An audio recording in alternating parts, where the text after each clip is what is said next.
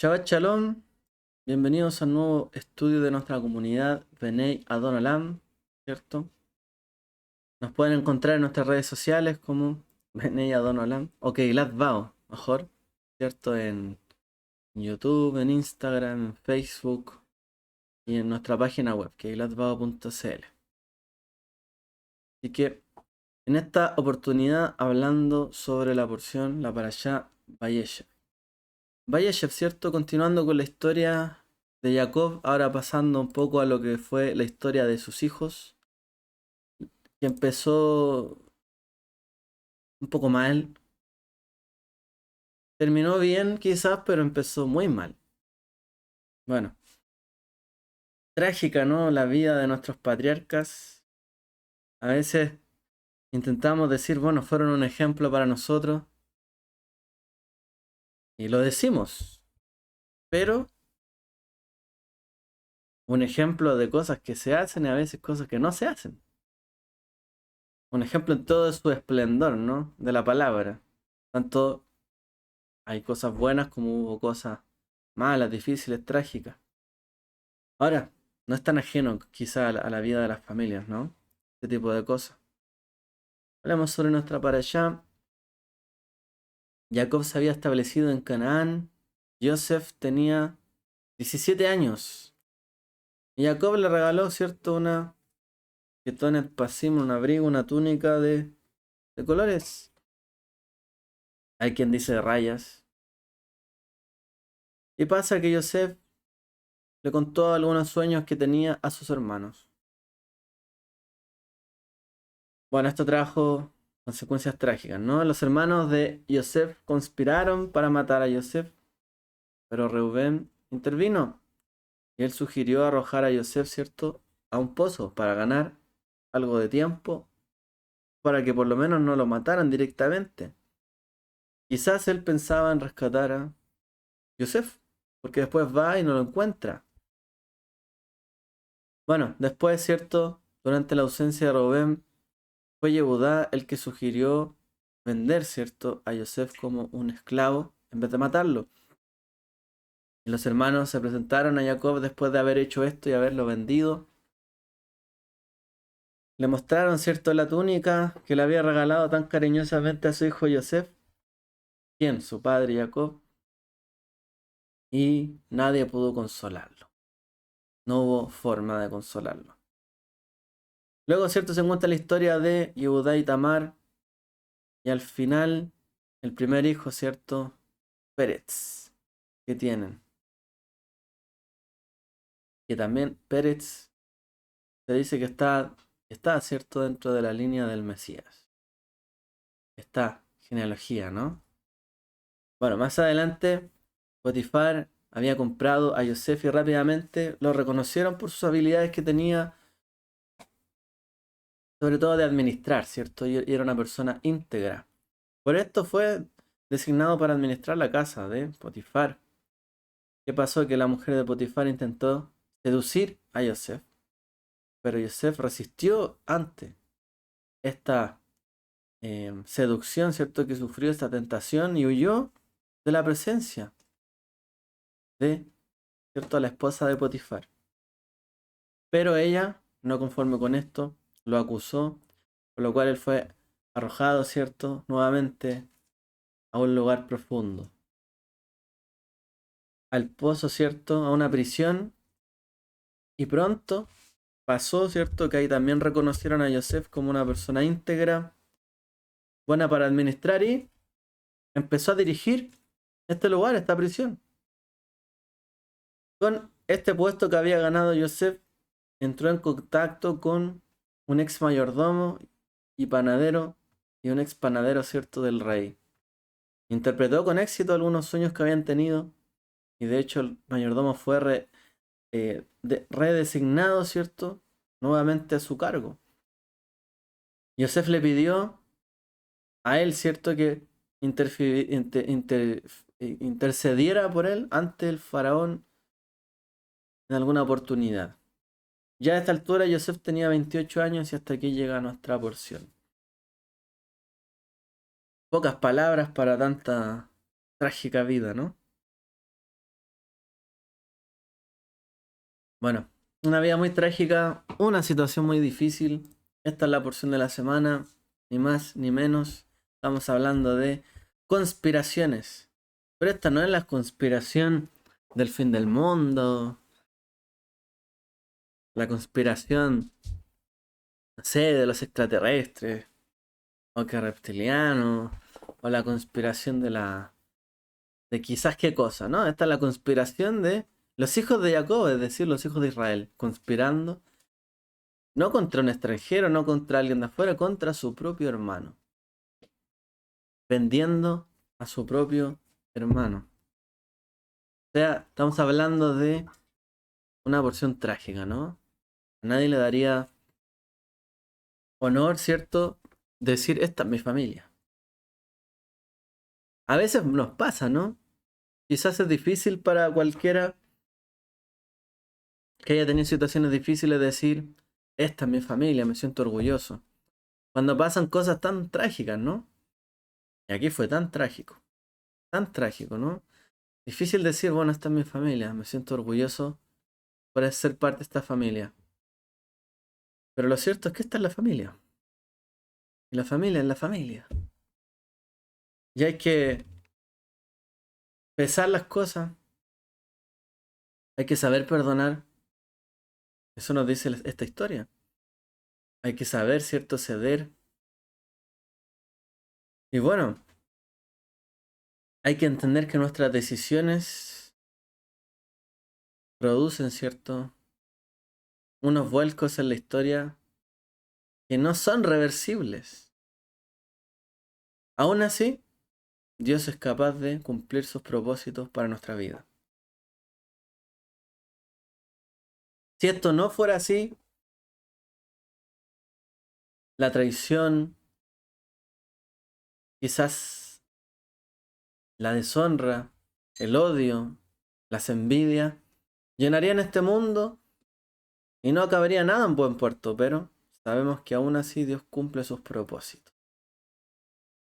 Dice la escritura, Israel amaba a Yosef más que a todos sus hijos, ya que era el hijo de su vejez.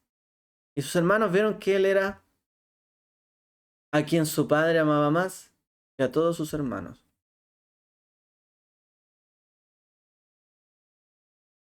¿Quién lo amaba más? Jacob amaba más a Yosef. Y sus hermanos sabían esto, y era evidente. Era el hijo de su vejez, de su ancianidad. Dice el Midrash lo siguiente.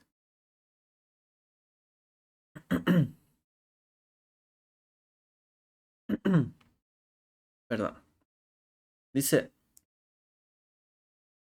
si Reubén hubiera sabido que la Torá escribiría sobre él, o sea, si Reubén hubiese sabido lo que la Torá escribiría acerca de él, escuchó el grito de Yosef e intentó salvarlo, lo habría llevado sobre sus hombros.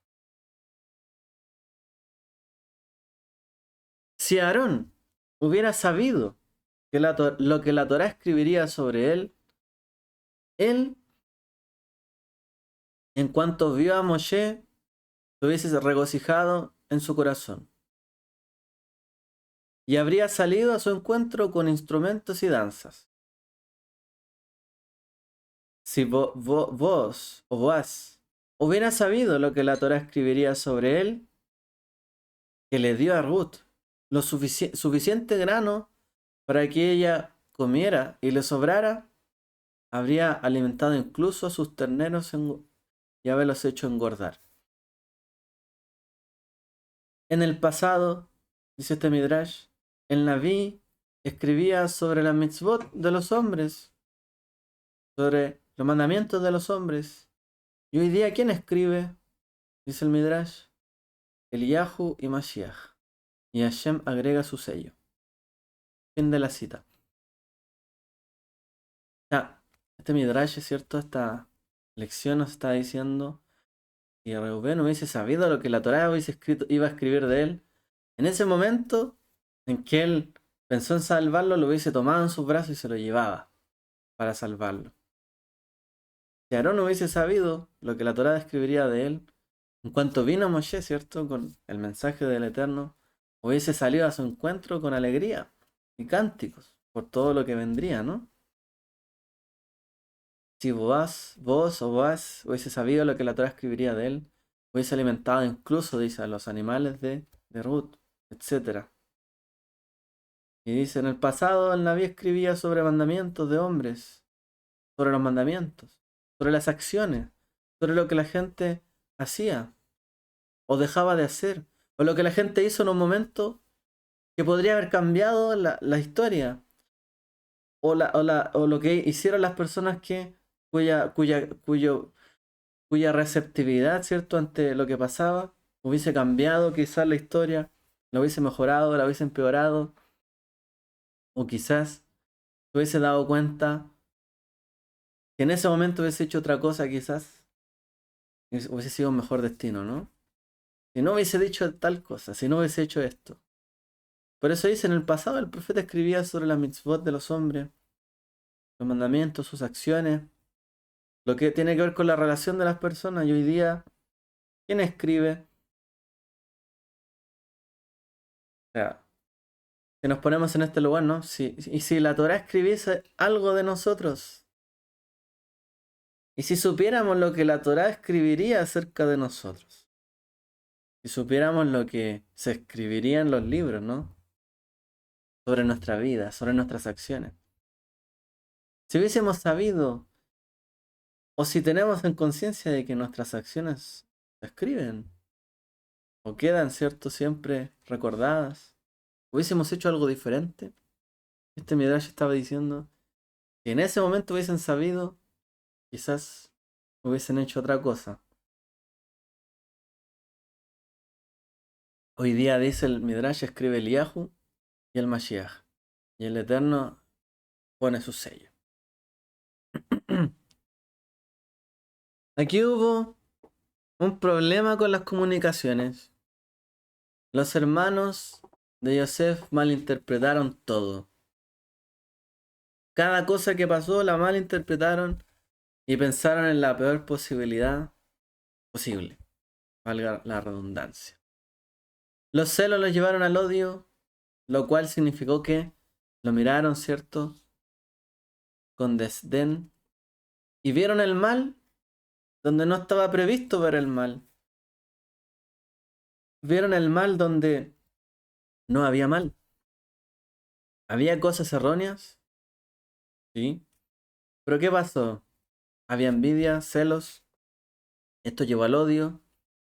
Empezaron a mirar con ojos malos, ¿cierto?, a su hermano, y cada cosa que hacía veían algo malo en lo que hacía. No sé si usted alguna vez ha vivido esta situación o ha visto que alguien vive esta situación, pero hay personas que, llevados, ¿cierto?, por sus celos, sus odios, sus envidias, o cuando tienen un problema con alguien, cada cosa que hace esa persona la ven malo. Y ven el mal donde incluso no lo hay. Bueno, los hermanos de Yosef terminaron en esto, viendo el mal en cualquier cosa que hacía su hermano, que decía o que les contaba, o en sus relaciones, ciertos familiares. Todo comenzó, podríamos decir, por un malentendido entre la relación que había de Jacob y Yosef. Los padres pueden mostrar favoritismo, ¿cierto? Muchas veces. A veces pasa que un niño, ¿cierto?, nace en un lugar particular del orden de nacimiento de los hijos. Y a veces solo este hecho provoca cierta cercanía que hace que una cercanía especial de la que tendrían otros hermanos. ¿A qué nos referimos? Por ejemplo, el primero de los hijos y el último de los hijos siempre son tratados de manera diferente. El primero, ¿cierto?, porque es el primero. Obviamente es el hijo que nació primero. Y el último porque es el último. Pero los del medio a veces no tienen una relación tan especial. Pasa muchas veces. Este es un tema habitual a veces de conversación y es tal cual. Solo por el hecho de ser el primero y el otro de ser el último, Bueno, si hay dos, quizás está más equiparado. Si hay uno, no hay este problema, pero si son más y hay intermedios, pasan más desapercibidos muchas veces. Bueno, esto suele ocurrir. Y pasa que los celos, ¿cierto? Que nacen de tales sentimientos de ser, no el favorito, ser el que a lo mejor nunca en nada tiene algo que hacer, decir, es el del medio. A nadie mucho quizás le importa tanto el del medio. Y a veces pasa esto y pasa desapercibido. En cambio, si el grande hace algo malo, un mal ejemplo, se le dice cosas. Si el pequeño hace algo malo, no se le dice nada. Y si pelea con el más grande, bueno, el culpable es el más grande en vez del más pequeño. Casi siempre pasa esto, ¿no? Pero cuando es el del medio, no siempre están estas dificultades. A veces el grande trata mal al del medio y no pasa nada. O el del medio hace algo y no es tan terrible. O a veces no tiene excusa. Bueno, podríamos seguir hablando de esto, no es la idea. Pero pasa esto, ¿no? Con los hijos. El asunto es que después de esto, o en medio de esta relación, los sentimientos que nacen, ¿cierto? A veces no son agradables y a veces quizás tampoco son tan severos. O sea, los hijos de repente entienden, es porque es el mayor. Sí, porque es el mayor. Porque es el menor. Sí, porque es el menor. Simplemente no es un problema de los hermanos. O sea, es que nació primero él y lo tratan de una manera. Nació último y lo tratan de otra manera. No es que con el menor fueron aquí y allá y le dieron todo. Era otra realidad, simplemente nació en ese momento. Y el primero a lo mejor nació en un momento de dificultad familiar y tuvo que vivir un montón de cosas, pero bueno, no es culpa de los demás que esto haya sido así. Porque uno nació primero y el otro último. No es culpa de los hermanos como tal. O sea, tener conflictos por esto, en general no pasa, pero es parte de la vida, sencillamente. O sea, nadie eligió en el orden en que nacer. Para nada. Entonces, a veces los sentimientos no son agradables, pero tampoco están severos. O sea, no es que va a haber un odio a muerte porque uno nació primero y el otro es último. Y vamos a envidiar al último o vamos a envidiar al primero. Porque solo por esto. A veces pasan sentimientos, quedan ahí. Pero no es tan severo como para disolver una familia, ¿no? Los niños tienen que entender esto y lo entienden, ¿cierto? Y saben que no tiene que ver algo con el carácter de la persona, sino, bueno, el orden del nacimiento. El accidente de nacimiento. Esto no habla de las personas. Esta es una cercanía, ¿cierto?, entre uno y los hijos por un orden. Y es producto, ¿cierto?, de... provoca cierta relación por el orden. Ahora, hay otro tipo de favoritismo que hacen los padres.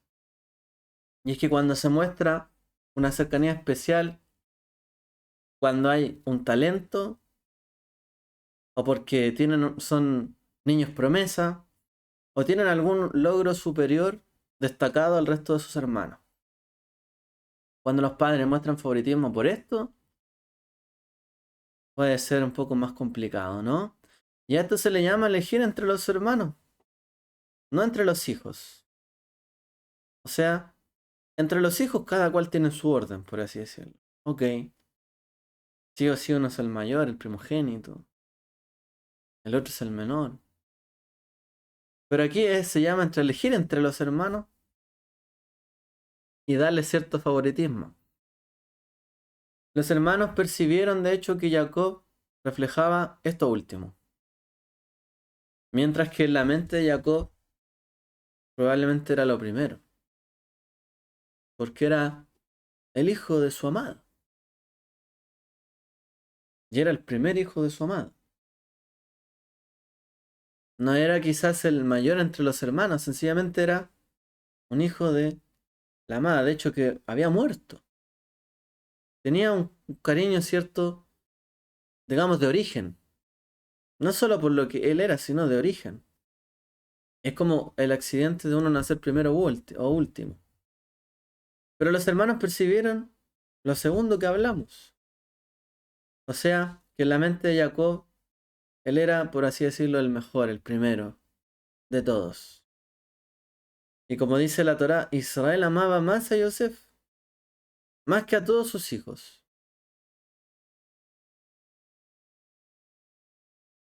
Y los hermanos, ante esto decían, él es el que lo ama más que a todos los hermanos. O sea, para Yosef era, dice la Torá, Israel amaba más a Yosef que a todos sus hijos. Pero para los hijos esto significa, lo ama más que a todos sus hermanos. Esa es la traducción en la familia. Y debía que los hermanos creían que Jacob tenía, o veía a Yosef de alguna manera mejor que el resto de ellos, fue doloroso, fue difícil. Los celos se convirtieron en odios. Y veían, cierto, siempre con sospecha todo lo que Yosef hacía. Todo era sospechoso. Todo lo que él decía era, nos quiere dejar mal, quiere quedar él bien, su padre solo lo escucha a él y no a nosotros, le cree todo. Y todo lo que decía finalmente se transformó en eso, en una sospecha. Estaban seguros de que su padre creía en los informes malvados que Yosef hacía sobre ellos, mientras que en realidad Yosef escuchaba, o sea, Jacob escuchaba a Yosef, su hijo, y veía que estaba exagerando. Es joven, es parte de Yosef que haga cierto alarde, ¿cierto? Oye, es que mis hermanos hacen esto y esto otro. Es parte de la juventud. No es tan importante, ¿no? Tal los informes que da Yosef probablemente no hayan sido algo tan terrible o tan que hayan hecho que Jacob se pusiera en contra de todos sus hijos por lo que decía Yosef. Al contrario. Vemos cuando Yosef le cuenta los sueños, ¿cierto? A su padre Jacob. ¿Y qué le dice Jacob? ¿Acaso nosotros vamos a postrar ante ti? O sea, Jacob no creía todo lo que Yosef decía. Era un joven. Era menor que sus hermanos. Había vivido menos. ¿Por qué había de creerle todo? No es que fuera el favorito en todo. O sea, no es que Jacob le creía a ciegas todo lo que decía. O que lo tenía en la palma de su mano. Claro, meditaba en lo que le decía. Porque obviamente va viendo las capacidades y va viendo si, bueno, aquí el Eterno pondrá su mano, su elección sobre él también para continuar esto. Meditaba, pero tampoco es que le creía todo. Pero sus hermanos, ¿qué pensaban? Informa mal sobre nosotros y nos deja a nosotros mal siempre. Y nuestro padre le cree todo porque lo ama más a él que a nosotros. Y esto pasaba. Todas estas tensiones llegaron a un punto crítico en el fatídico día cuando Yosef buscó a sus hermanos. O sea, los fue a buscar. Andaba detrás de ellos. Tampoco era el líder. No es que lo seguían a él. Él andaba detrás de los demás. Probablemente quería subirse al carro de sus hermanos. Porque él se había muerto su madre. Y la escritura señala que una vez que buscaba a sus hermanos, estaban apacentando ovejas. Después de eso se juntaba con las hijas de la sirvienta, Joseph. No con ellos. O sea, en un momento estaba con ellos, pero cuando ya no estaba con ellos por trabajo, iba donde sus hermanos, pero que eran hijos, ¿cierto? De la sierva. No de la esposa como Lea, ¿cierto? Y esto le pasaba. Se sentía también él, ¿cierto? Excluido, pero también buscaba a sus hermanos, intentaba. Pero sus formas generaban sospechas para sus hermanos. Es como que andaba detrás de ellos para hablar mal de ellos, para observarle y reportar mal. Y quizás había algo de esto, ¿no? Bueno, todas estas tensiones generaron, ¿cierto?, que ellos tramaran algo malo contra Yosef. De hecho, lo vieron llegar desde lejos y malinterpretaron todo. Dijeron, ahí viene de nuevo el soñador, el que quiere ponerse por sobre nosotros. Ahí viene a vigilarnos y a hablar mal de nosotros ante nuestro Padre. Quizás nos quiere quitar todo. No solo le basta con el cariño del Padre, sino ahora quitarnos todo lo que tenemos, como herencia. Porque dice que le tenemos que servir a Él. Bueno, interpretaron todo mal, porque Yosef era joven, inexperto. Si hacía cosas mal, si hablaba de más, era un joven todavía. Bueno, los hermanos decidieron que era una amenaza a Yosef y habría que matarlo. Reuben vio esto de manera diferente y se esforzó por salvar a Yosef, devolviéndolo, ¿cierto?, a algún lugar seguro. Él propuso arrojar a Yosef en un pozo que, según la literatura, ¿cierto?, judía, estaba llena de escorpiones, serpientes, etcétera. Pero era mejor que evitar, era mejor que derramar la sangre, ¿cierto?, de su hermano. Ahora, es cierto que Yosef tenía más posibilidades en un pozo que si lo mataban derechamente, en un pozo lleno de serpientes. Ahora, el punto es por qué Reubén se conformó con esta solución a medias.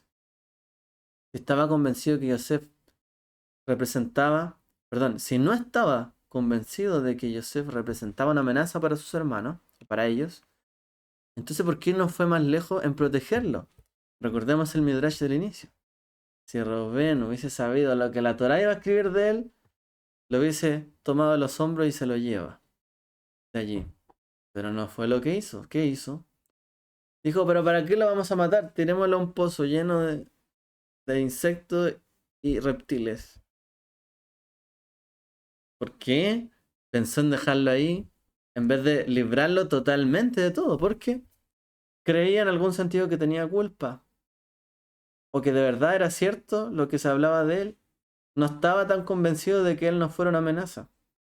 No fue más lejos que esto. Es posible que Rubén no estuviera seguro también de qué es lo que quería Yosef. Y no estaba seguro de quién era o qué quería sobre ellos. Tenía dudas, dudas, dudas. Reuben tuvo dudas. ¿Qué más tuvo dudas? ¿Cierto? Aarón tuvo dudas. Leímos en el Midrash del inicio. Y leímos también Boaz, o vos, tuvo dudas. Tuvieron dudas. Estaba seguro, Reuben, ¿cierto?, de que no estaba seguro realmente de lo que quería Yosef. Y no fue suficientemente seguro lo que él estaba como para tomar una posición de decir, no voy a hacer esto, no voy a derramar sangre, etcétera. No estaba tan seguro. Esa duda, esa incertidumbre sobre las verdaderas intenciones de Yosef impedían que lo perdonara, o que se olvidara de sus palabras, o que no las agravara más las palabras de su hermano. Rubén estaba atrapado entre posibilidades opuestas. O es inocente o es culpable. O de verdad está diciendo esto en contra de nosotros, o no es su intención. Estaba amarrado, enredado entre estas posibilidades opuestas. Por lo tanto, se vio gobernado por el principio de la duda. El principio de la duda. El que no es capaz de hacer algo, aun cuando sepa que está malo, no es capaz de dejar de hacer algo o de hacer algo aunque sepa que es correcto. Y ante esa duda, a veces se elige no hacer nada, que hacer algo. Si Rubén hubiese sabido lo que la Torá escribiría, que aprobó la Torá los esfuerzos que hizo por salvar a su hermano, quizás, porque la Torá dice que lo logró salvar en el fondo, la Torá misma, ¿cierto?, encontraba en este sentido inocente a Yosef de lo que estaban tramando sus hermanos. ¿Por qué? Porque fue librado de la muerte. Probablemente se habría llevado a Yosef sobre sus hombros, como dice el Midrash. Si Reuben hubiese sabido que la Torá iba a probar que él salvara a su hermano, lo hubiese salvado a toda costa. Pero no lo hizo. Primera duda. Segunda duda. Aarón encontró circunstancias similares después de que Moisés se reunió con ellos después de una larga separación que se había ido. Volvió con el testimonio de la zarza ardiente del Eterno y llegó al pueblo con la palabra de Dios. Aarón se alegró al ver a su hermano y se apresuró a saludarlo. Era genuino, pero quizás no tanto. O sea, solo lo hizo para sí, se alegró él, pero no vio la necesidad de mostrar más emociones. O sea, de que el mundo o que el resto del pueblo fueran testigos de su alegría. Sencillamente se alegró, lo vio, lo abrazó y fue todo. Pero no fue efusivo cuando volvió su hermano después de 40 años. 40 años, o sea, fue como, lo vio, lo abrazó, listo. Pero no gritó, no se alegró tanto tiempo, no lloró, no hizo ninguna muestra después de tantos años. Y a veces es necesario mostrar los sentimientos y decir, de verdad estoy feliz de que estés aquí. Eso es bueno. De hecho, lo vemos también en la historia de Joseph con sus hermanos. En un momento ya cuando se reconocen, es que no puede aguantar Joseph. La emoción, la alegría, los sentimientos encontrados, sus hermanos también lloran. Dice que se escuchaban los gritos por todos lados. O sea, a veces es bueno mostrar las emociones contenidas. Pero dice solo que Aarón se alegró y lo abrazó y fue todo. Pero en realidad no nos muestra algo efusivo como el final de esta historia. Que de verdad cuando se encuentran es como, o sea, yo dudé de ti, yo quise matarte y aquí estás. Y además encima nos están atendiendo así. No sé, es todo diferente, ¿no? Bueno, en la vida también hay que ser efusivo muchas veces. No es bueno ser tan pasivo. Dudar de me reiré o no me reiré. Ser más espontáneo también. A veces es necesario exhibirse, ¿cierto? Para mostrar esta alegría. Mostrar lo que valoramos a la gente, a las personas, ¿cierto? Y proclamamos esto ante las personas. Estamos alegres, ¿no? Estamos alegres. Hacemos una comida especial, nos reímos. Bueno, Aarón confiaba obviamente en su hermano Moshe que venía llegando. No tenía que a lo mejor conocer algo más de él. Sabía, ¿cierto?, lo que él era. Pero no se dio cuenta de que Moshe también necesitaba escucharlo, escuchar sus palabras, consuelo, decir, bueno, volviste a casa, tanto tiempo, tienes una misión especial, estabas en lo correcto. Quizás cuando él hirió, mató, ¿cierto?, a este egipcio, le dieron la espalda, bueno, Aarón lo vio, huyó, y ahí quedó todo. A lo mejor tenía dudas, ¿no?, de Moshe, su hermano, por lo que había hecho. Pero en realidad, Aarón podría haber pensado, la justicia de Moshe sí, está en lo correcto. Porque después de todos estos años que han pasado, más gravosas se han puesto las cargas de los egipcios sobre nosotros. O sea, él tenía razón, que había que defendernos. Pero como no nos defendimos, hoy día estamos en una situación peor. Él nos quiso defender y terminó él huyendo. Y quizás todavía tenía dudas de él. Podría haber reflexionado quizás. Moshe quería, amaba al pueblo, quería estar con ellos. Le nació, cierto, defender incluso hasta ese grado. Pero tampoco sabía Aarón si podía asumir ahora Moshe el liderazgo del pueblo. Quizás tenía que pasar por encima de Aarón. Ahora, em, cuando uno recibe una persona importante siempre hay mucha pompa, ¿cierto? Mucha honra que se le da. ¿Por qué no le dio esa honra a su hermano Moshe? Bueno, hay un punto. Se nos dice que tenemos que actuar no por la propia honra, como se dice en hebreo, Shelol Ishma, porque esto nos puede conducir a una honra más perfecta. Cuando no actuamos por nuestro propio honor, muchas veces eso nos conduce a un mayor honor. Pero cuando buscamos la gloria por nosotros mismos, lo que hallamos no es gloria, sino desprecio por los demás. Tenemos que tener cuidado de no ir al revés, de buscar nuestra propia honra o gloria, como para obtener, ¿cierto?, honra. Como dice la Mishnah, la gente que se aleja de la honra le persigue. Y las personas que son elogiadas por su trabajo, es enteramente su labor, su honra, a veces llegan a convertirse en personas grandes en la sociedad. La honra se erosiona también gradualmente, muchas veces cuando solo se les destaca por lo que han conseguido. Em, Se puede convertir en algo no honroso por recibir tantos elogios. La gente se cansa, se hastía, ya no puede estar tranquila. Es tanto la que la reconocen que ya está fastidiada, ¿no? Usted puede ver a veces que la gente famosa tiene tantos seguidores fanáticos. Y es como, wow, y le han hecho toda la fama. Pero de repente al famoso no le gusta algo y habla en contra de todos. O es capaz de despreciar a la gente que lo honra a él. Y lo desprecia. Y los aleja de ellos. Y pueden terminar en convirtiéndose en gente que no honra tampoco. O que no es digna de ser honrada. O de la fanaticada, ¿no? Esto pasa mucho con los artistas, ¿no? Cuando ensalzan mucho a alguien, pero después esa gente está cansada de ellos y no les interesa tratarlos mal. Y ahí pierden, eso se transforman en despreciables. Bueno, el honor, decía Aarón, debe ser mostrado con prudencia. Sin saber si esto sería útil o no para Moshe, se quedó tranquilo, no hizo mucho escándalo, no hay mucha honra.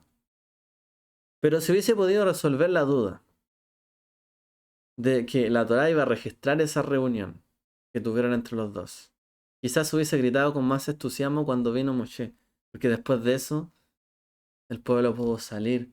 Tenía la razón, venía con el mensaje de Dios, venía inspirado, había corregido su vida, era la persona que necesitaban.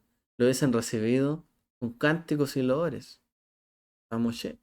Pero no pasó así. Segunda duda y última duda, vos.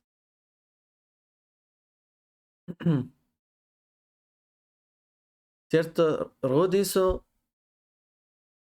un gran sacrificio al no abandonar a su suegra, ¿cierto? Y al volverse al pueblo.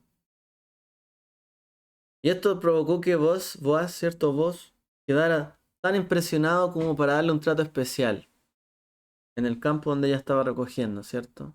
Y le dio grano extra. Pero ¿por qué no ir un poco más allá?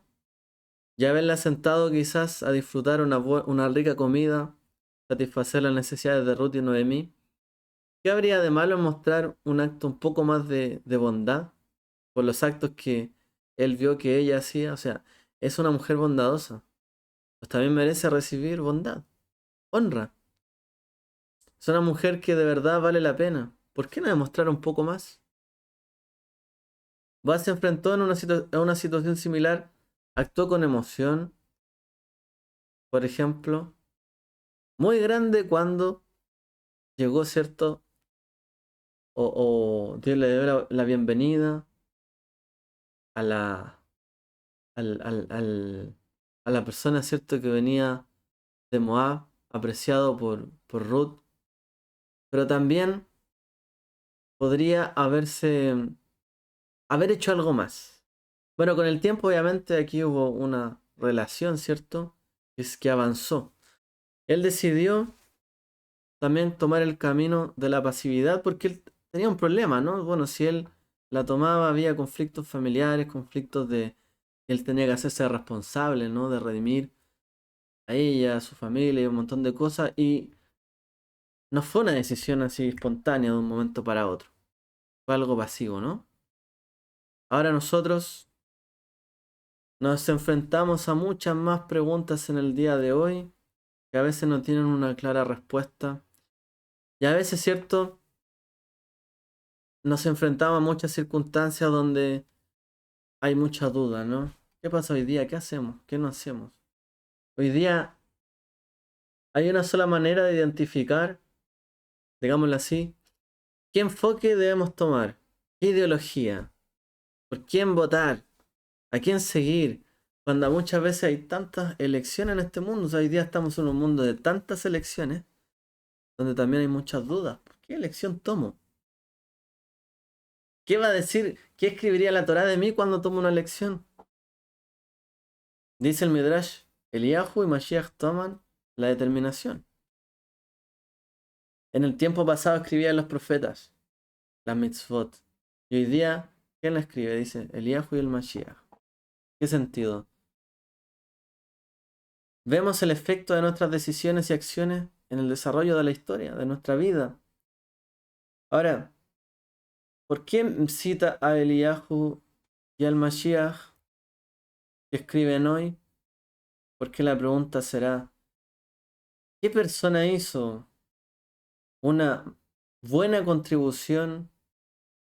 ¿Qué persona tomó buenas acciones antes de la venida del Mashiach? O sea, en la vista, en vista de la venida del Mashiach, del Mesías. ¿Qué acciones tomamos? ¿Qué decidimos? ¿Qué hacemos con nuestra vida? ¿En qué contribuimos? ¿Tenemos dudas todavía o no? La historia determina quién tiene la razón o no, si era voluntad divina de seguir este camino o no, si tuvimos que haberlo hecho con mayor fervor o no. ¿Qué se escribiría de nosotros? Esa es la pregunta. ¿Qué se escribiría de lo que decidimos en nuestra vida? ¿Decidí bien? ¿Decidí correcto? ¿Seguir este camino? ¿Abandonar esto? ¿Irme de lleno? ¿Qué se escribiría de nosotros? Previa venida del Mesías. ¿Qué escribiría Elías? Una persona que no renunció a sus principios y no tuvo duda, ni siquiera contra todos los profetas paganos. O sea, no tuvo ninguna duda de que el altar se iba a encender, aunque le echara litros y litros de agua y empapara todo eso, dijo, esto va a encender igual, no tenía ninguna duda de Eliyahu. Y no se arrodilló, ¿cierto? Ante otros dioses. Y se mantuvo ahí. Una persona de mucha fe. Con la fe, Eliyahu, ¿cierto? Pudo sortear todas esas circunstancias. Una fe sin dudas. Una fe incluso retando a los que tenían dudas sobre él. Desafiándolos. Previa llegada del Mashiach. ¿Tenemos dudas o no? ¿Qué escribiría la Torá de nuestra vida? Reubén hizo un esfuerzo por salvar a su hermano, pero no fue lo suficiente. Cuando él quiso volver, quizás pensando en haber hecho algo más, ya no estaba. ¿Qué hicieron con él? Pudo haber tomado una mejor decisión.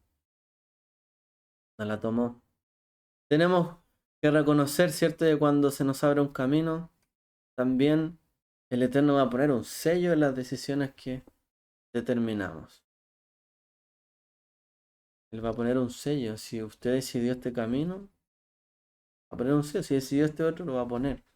Va a garantizar en el fondo su decisión porque Dios no duda. Si uno decidió un camino, ok, Dios te va a acompañar en ese camino, pero Dios no duda, tú sí. Nosotros dudamos. Somos nosotros los que tenemos que aclarar estas dudas. Él va a poner el sello.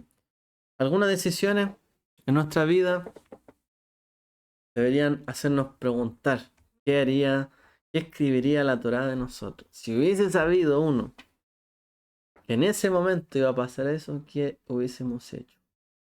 Tenemos que guardarnos, ¿cierto?, de los malos sentimientos, las envidias, los celos, de pensar mal de siempre de los demás. Tenemos que dejar eso a un lado, porque eso fue lo que provocó que Reubén y sus hermanos no hicieran lo correcto. El punto es, si tú tienes claro lo que hay que hacer, no tengas dudas, hazlo. Si tú tienes claro lo que no hay que hacer, no tengas dudas, no lo hagas. Se acabó. Así es el punto. Ellos tuvieron dudas, pero pudieron haberlo hecho, a lo mejor no lo hicieron tan mal, pero pudieron haberlo hecho mucho mejor. Ahí hay que trabajar en nuestras vidas. Que el Eterno les bendiga a todos. Shabbat Shalom.